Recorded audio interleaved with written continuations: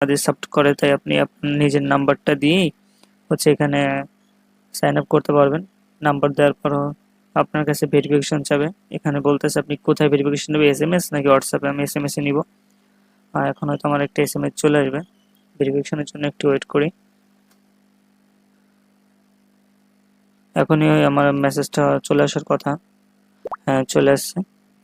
এখানে ভেরিফিকেশন কোডটা বসিয়ে দিবেন। ভেরিফিকেশন কোড দেওয়ার পর হচ্ছে আপনার একটা কি পিন ক্রিয়েট করতে হবে। আমি একটা পিন দিয়ে দিলাম এবং কনফার্ম পিনে ক্লিক করবেন, পিনটা কনফার্ম করে দিবেন। আচ্ছা, এখানে হচ্ছে যে আপনার ফোনের যে লকটা আছে, ফেস আইডি হোক বা ফিঙ্গারপ্রিন্ট হোক, সেটাতে আপনি আপনার লকটা খুলে ফেলবেন। আচ্ছা, এরপর আর নোটিফিকেশন অন করে দেব, যেগুলো চাইবে সবগুলোই অ্যালাউ করে দিবেন।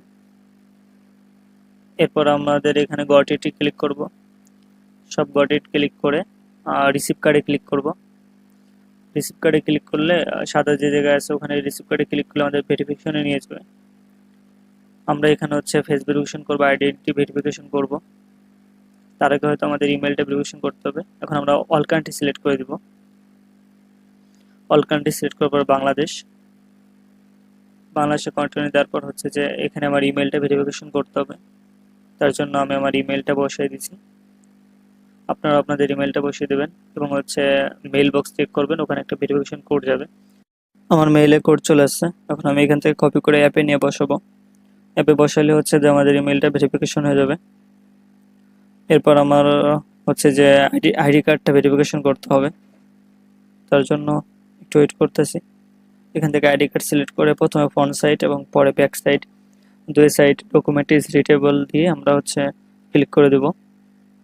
ওখানে ক্লিক করার পর আমাদের হচ্ছে যে এরপর ফেস ভেরিফিকেশনের জন্য নিয়ে যাবে।